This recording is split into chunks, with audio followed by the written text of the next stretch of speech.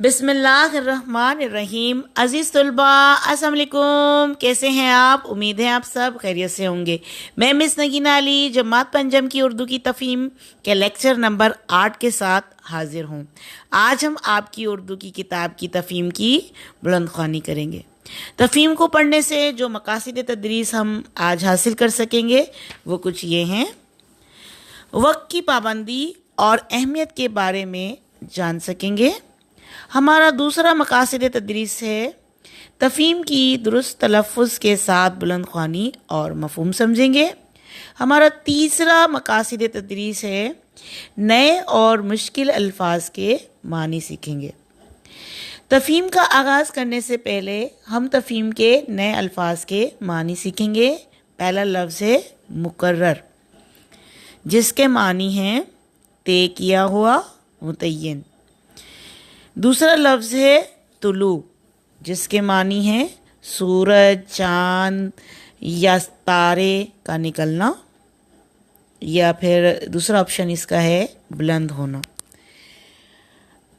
और तीसरा लफ्ज़ है गुरूब, जिसके मानी हैं सूरज या चाँद का डूबना। चौथा लफ्ज़ है ज़िल्लत, जिसके मानी हैं रुसवाई, तौहीन, बदनामी। पांचवा लफ्ज़ है अनमोल ख़ज़ाना, जिसके मानी हैं निहायत कीमती ख़ज़ाना। छठा लफ्ज़ है खुशहाली, जिसके मानी हैं आसूदगी, दौलत का होना। सातवां लफ्ज़ है बदहाली, जिसका मानी है बुरी हालत या हैसियत। ठीक है ना बेटा? तो ये आपकी तफ़हीम में मुश्किल अल्फाज थे जिसके मानी आपकी किताब में तो मौजूद नहीं थे। अमूमन तो ऐसा होता है कि आपकी किताब में सबक हो या कोई तफ़हीम हो या कोई भी नज़म या नात कुछ भी हो तो उसके अल्फाज मायने आपकी बुक में मौजूद होते हैं, तो वो हम आपको पढ़ा देते हैं। लेकिन ये कि इसमें इस तफ़हीम के अंदर जो है ना मुश्किल अल्फाज कुछ थे ऐसे जिसके मानी उन्होंने नहीं दिए हुए थे किताब में, तो मैंने सोचा कि आपको ये इसमें मुश्किल ना हो तो आपकी मदद करूं, आपकी रहनुमाई कर दूं। ठीक है ना बेटा? उम्मीद है आपको ये तमाम अल्फाज जो मैंने बताया उसके मानी समझाए सब आपको समझ आ गए होंगे। अब हम आगे बढ़ते हैं तफ़हीम की बुलंदख्वानी की जानिब। तो बच्चों, कहानी का उन्वान यानी नाम है तफ़हीम।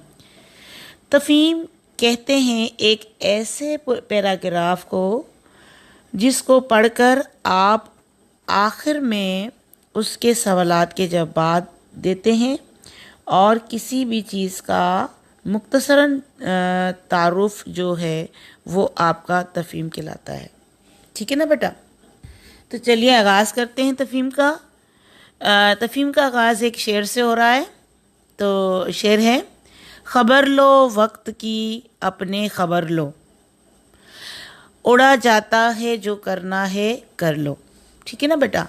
तो यहाँ पे इस शेर का जो मफ़हूम है वो मैं आपको ऐसे समझाऊंगी कि इस शेर का मतलब ये है कि ख़बर लो, आप अपनी लो ख़बर के भी आप किस टाइम उठ रहे हो, बैठ रहे हो, आपकी क्या रूटीन है, और अपने वक्त की ख़बर लें कि आप अपना काम तमाम काम जो है वक्त पर कर रहे हैं, और ये जो वक्त है जो तेज़ी से गुज़र रहा है यानी उड़ा जा रहा है उसकी आप जो है कदर कर लें। और उसमें जो आपका जो मुतय्यन वक्त होता है, मुकर्रर वक्त है, जो जिस काम पे देखें जो वक्त है आपकी नमाज का वक्त है फजर का, तो अगर आप उस वक्त नहीं पढ़ेंगे तो वो टाइम निकल जाएगा ना। एक मिसाल के तौर पे आपको समझा रही हूँ। इसी तरह से आपके स्कूल टाइमिंग होती है, उसमें अगर आप अपने स्कूल सही वक्त पर ना जाएं तो आपकी क्लास मिस हो जाती है, होती है ना। तो यही चीज़ है कि इसमें भी यही समझाया जा रहा है कि वक्त जो है ना उड़ा जाता है, रुकता नहीं है किसी के लिए भी। तो आपको जो है ना अपने वक्त की कदर व कीमत करनी चाहिए और आपको अपने वक्त का एहसास होना चाहिए और अपने तमाम काम जो है अपने वक्त पर करना चाहिए, क्योंकि वक्त जो है बड़ी तेज़ी से गुजर रहा होता है। तो गया वक्त जो है आपने सुना होगा कि वापस नहीं आता, लौट कर नहीं आता, हाथ नहीं आता, इस तरह के आपने जुमले सुने होंगे। आगे बढ़ते हैं, स्टार्ट करते हैं तफ़हीम को।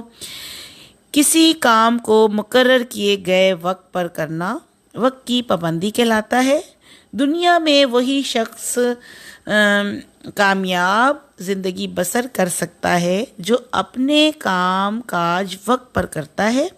छोटा हो या बड़ा, अमीर हो या गरीब, शहरी हो या देहाती, ये सब वक्त की पाबंदी करके ही अपने अपने मकासद में कामयाब होते हैं। तो बेटा इस पैराग्राफ में आपको ये समझाया जा रहा है कि किसी काम का को मुकर्रर किए हुए वक्त पे, माने तयशुदा वक्त पर या मुतय्यन किए हुए टाइम पर करने को वक्त की पाबंदी वो कहलाता है। कि हमने अब अपनी वक्त की पाबंदी कैसे की कि हमने जो काम था ना उसको उसके तयशुदा वक्त पर हमने कर लिया और उसके मुतय्यन किए हुए वक्त पर कर लिया, तो वो जो है वक्त की पाबंदी कहलाता है। ठीक है ना।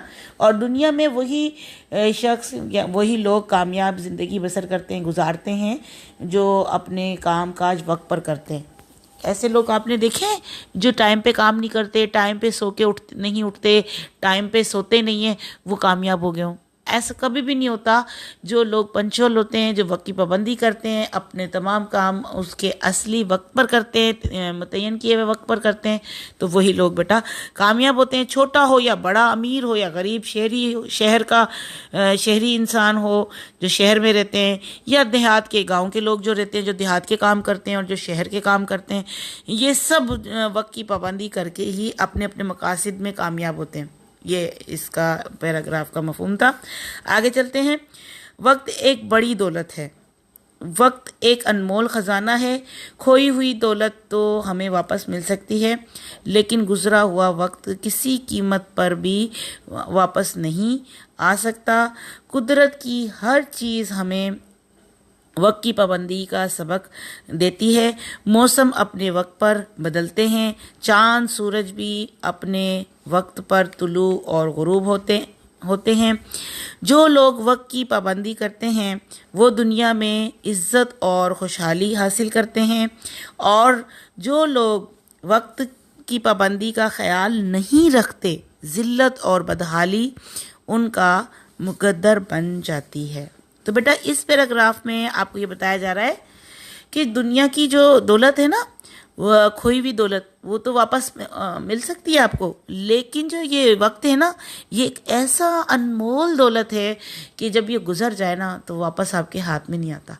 आप हाथ मलते रह जाते हो, काश मैंने पढ़ाई कर ली होती तो मेरी पोजीशन आ जाती, मैं अच्छे नंबरों में पास हो जाता, काश मैं अपनी अम्मी का ख्याल कर लेती तो आज मैं इस तरह से नहीं पछताती उनके चले जाने के बाद। बहुत सारी काश आती है ना कि गए हुए वक्त में काश मैं अच्छी तालीम हासिल कर लेती तो आज बहुत बड़ी डॉक्टर होती, इंजीनियर होती, या इस तरह के ख्यालात मेरे दिल में भी आते हैं, आपके दिल में भी आते होंगे। काश मैं वक्त पर अपनी चीज़ को संभाल कर अंदर रख देता तो वो बारिश में नहीं भीगती, या कुछ भी XYZ। काश मैं अपना वक्त पर इलाज करवा लेता तो आज मैं ये अपनी ऐसी हालत नहीं देखता, या अपने बच्चे की हालत नहीं देखता। काफ़ी चीज़ें ऐसी हैं ना।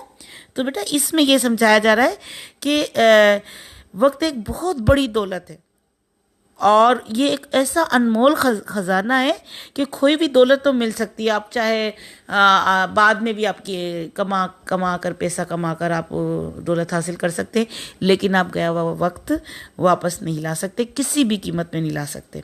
एक वक्त जो गुजर गया सो गुजर गया। और कुदरत की हर चीज़ जो है ना, अल्लाह ताला का जो पूरी कायनात का एक सिस्टम, एक निज़ाम है ना, वो वक्त की पाबंदी का हमें सबक देता है। आपने देखा होगा ना कि मौसम जो है वो अपने वक्त पर आते हैं। कभी आपने देखा है कि सर्दियों में गर्मियाँ आ गई हों और गर्मियों में सर्दियाँ आ गई हों, या जो बरसात का महीना है उसमें बारिश नहीं हो रही हो, या बारिश आगे पीछे किसी और महीने में हो रही हो, जून जुलाई में होती है, अगस्त में होती है। तो यही चीज़ है ना। तो ये सारी तयशुदा मुतय्यन किए हुए वक्त पर सारा कुछ हो रहा है। कभी देखा आपने कि सूरज जो है फजर के टाइम गुरूब हो रहा हो, वो तुलू होता है, और मगरिब के टाइम पे गुरूब होता है, तो वो अपने टाइमिंग पे सारे सितारे टाइम से निकलते हैं, चांद टाइम पे नज़र आता है, और जो ये सूरज जो अपने वक्त पर निकलता है और गुरूब होता है, ये सारी कायनात की जो चीज़ें हैं हमें क्या है, वक्त की पाबंदी करती हुई दिखाई देती है ना। तो दुनिया में इज़्ज़त और खुशहाली हासिल जो आप करना चाहते हैं, जो लोग करना चाहते हैं, वो वक्त की पाबंदी का ख़ास ख्याल रखते हैं। और जो लोग इन चीज़ों का ख्याल नहीं करते, अपनी वक्त की पाबंदी नहीं करते, वो ज़िल्लत और बदहाली का उनका मुकद्दर बन जाती। आपने देखा होगा जो वक्त का ख्याल नहीं करता, सोए रह जाते हैं, तो उनको ज़िल्लत मिलती है, डांट पड़ती है। जैसे बच्चे, आप लोगों की ज़िंदगी को अगर मैं देखूं तो कुछ बच्चे पंचुअल होते हैं, वक्त पे आते हैं, उनकी तारीफ़ होती है, उनकी कॉलर पे स्टार लगाया जाता है। और कुछ बच्चे ऐसे होते हैं जो लेट आ रहे होते हैं तो टीचर भी डांट रही होती हैं, फिर उसका सारा दिन मतलब इस तरह से इंसल्ट में गुजरता है। और कुछ ये अपने वक्त पर पढ़ाई नहीं कर रहे होते हैं, अपना टेस्ट याद नहीं करके आते, तो फिर टीचर्स डांट रहे होते हैं कि आपने क्यों नहीं याद किया। और अपने पेपर के दौरान मतलब तैयारी नहीं होती तो फिर सारों के पेपर अच्छा हो रहा होता है और उसका ख़राब हो रहा होता है। तो ये सारी चीज़ें ये आपकी एज के हिसाब से मैंने बताई। बाकी हम लोगों की एज के हिसाब से हमारी अपनी परेशानियाँ, अपनी चीज़ें अगर हम वक्त पर नहीं करते तो काम ख़राब हो जाता है। तो ये चीज़ें कि वक्त की बड़ी अहमियत आपको इधर समझाई जा रही है इस पैराग्राफ में। आगे चलते हैं। तुलबा के लिए भी वक्त की पाबंदी बेहद ज़रूरी है। अगर एक तालिब इल्म सुबह सवेरे उठे, वक्त पर स्कूल जाए, पढ़ाई मेहनत और तवज्जो से करे, वक्त पर खेले, वक्त पर खाए, वक्त पर सोए, तो उसकी सेहत भी अच्छी रहेगी और वो पढ़ाई भी खूब करेगा। जो तालिब इल्म वक्त का पाबंद नहीं, वो कामयाबी से दूर रहेगा। अगर आप दुनिया में तरक्की करना चाहते हैं तो वक्त की पाबंदी का ख्याल रखिए। तो यहाँ पे जो है आपका ये पैराग्राफ, जो लास्ट पैराग्राफ है, मुकम्मल हुआ। इसका मफहूम ये है कि जो तालिब इल्म है, जो स्टूडेंट्स हैं, आप लोग हैं, उनके लिए वक्त की पाबंदी बेहद ज़रूरी है। स्टूडेंट्स लाइफ में बेटा वक्त की वाकई बहुत पाबंदी ज़रूरी होती है कि आप वक्त पर सोएंगे तो आपको सुबह जल्दी आँख खुलेगी, आपने स्कूल के लिए लेट नहीं होंगे, और सुबह सवेरे आप स्कूल टाइम पर पहुंच जाएंगे। आप पढ़ाई अपनी मेहनत से और तवज्जो से करेंगे तो वक्त पर खेलेंगे और वक्त पर खाएंगे और वक्त पर सोएंगे, तो उससे आपकी सेहत अच्छी रहेगी। मेन चीज़ ये भी है, आपने देखा बच्चे बीमार भी हो जाते हैं, बेतुका खाना, बेतुका सोना, जागना। आजकल लॉकडाउन के दिन चल रहे हैं तो बच्चे सारी सारी रात, मैंने देखेंगे मेरे घर के खुद के बच्चे भी ऐसे कर रहे होते हैं कि रात को पूरी रात जागते हैं, सारा दिन सोते हैं। इससे सेहत ख़राब हो जाती है बेटा। फिर आप लोग खाना भी नहीं खाते, फिर ज़ाहिर है रात को जागते हैं, तो दिन में जागते हैं तो 3 टाइम हम एक तरीके से प्रॉपर खाना खाते हैं और फिज़िकली तौर पे गेम खेलते हैं, बच्चे बाहर जाते हैं रोशनी में, अच्छा लगता है। दिन में चाहे आप कितनी भी कोशिश करें सोने की तो वो डिस्टर्बिंग होती है, कभी कोई आ गया, कभी क्या रोशनी हो गई, कोई कमरे में आ गया, किस तरीके के मामले हो गए, और फिर आप लोग टाइम पे अपना खाना भी नहीं खा सकते। जब दिन में सोएंगे और रात को जागेंगे तो रात को कौन आपको उठ के पका के खाना खिलाएगा कि जी आ जाएं, अभी 4 घंटे पूरे हो गए, अब 4 घंटे बाद आपके खाने का टाइम हो गया। दिन में तो ये होता है कि आपको नाश्ता दिया जाता है, फिर 4-5 घंटे बाद दोपहर का खाना, फिर रात का खाना। एक रूटीन अल्लाह पाक ने जो बनाई है उस पर हम चलें तो हमारी सेहत भी सही रहेगी। आगे बढ़ते हैं कि इसमें बताया गया है कि वक्त पर खाए सोए और सेहत अच्छी रहती है और वो पढ़ाई भी खूब करेगा। जो नहीं टाइम पे सोता उसकी पढ़ाई भी बेटा अच्छी नहीं होती, उसके थका हुआ जहन, उसको जहन में याद रहेगा कि क्या पढ़ना है क्या नहीं करना। और जो तालिब इल्म वक्त का पाबंद नहीं, वो कामयाबी से दूर है, वो कभी भी कामयाबी हासिल नहीं कर सकता। अगर आप दुनिया में तरक्की करना चाहते हैं तो वक्त की पाबंदी का ख्याल रखें। अगर आप चाहते हैं कि पूरी दुनिया में आपका नाम हो और आप कामयाब हो जाएं, तो उसकी जो बेसिक जो सीढ़ी है ना, जो पहला कदम है, पहला स्टेप है, वो है वक्त की पाबंदी का ख्याल रखना। ठीक है बेटा, तो यहाँ पे जो है आपकी तफहीम जो है ना मुकम्मल हुई। उम्मीद है आपको सबको इसकी का बुलंद ख्वानी और मफहूम बेहतर तरीके से समझ में आ गया होगा। तो प्यारे बच्चों, आज हमने तफहीम की बुलंद ख्वानी और उसका मफहूम और तफहीम में मौजूद नए अल्फाज के मानी समझे। उम्मीद है आपको समझ आ गए होंगे। अब हम आते हैं इमला के अल्फाज की जानिब। तो इमला के अल्फाज हैं, पहला लफ्ज़ है तफहीम, ठीक है, दूसरा लफ्ज़ है मुकर्रर, तीसरा लफ्ज़ है पाबंदी, चौथा लफ्ज़ है देहाती, पांचवा लफ्ज़ है अनमोल ख़जाना, छठा लफ्ज़ है तुलू, सातवां लफ्ज़ है गुरूब, आठवां लफ्ज़ है खुशहाली, नौवां लफ्ज़ है ज़िल्लत और 10वां लफ्ज़ है तवज्जा। तो ये आपको 10 अल्फाज जो है ना आपकी तफहीम में, मुख्तसर सी होती है तफहीम, आपको पता है। तो ये इनके अल्फाज इमला के दिए जा रहे हैं। तो उम्मीद है कि आपको ये ज़हनशीन हो गए होंगे और आपने ये मुझे अच्छे खूबसूरत ऐसन तरीके से खुशखत के अंदाज में बड़ा प्यारा सा लिख के दिखाना है। ठीक है बेटा। तो प्यारे बच्चों, आपका घर का काम है अब तफ़हीम की बुलंद ख्वानी आपने करनी है।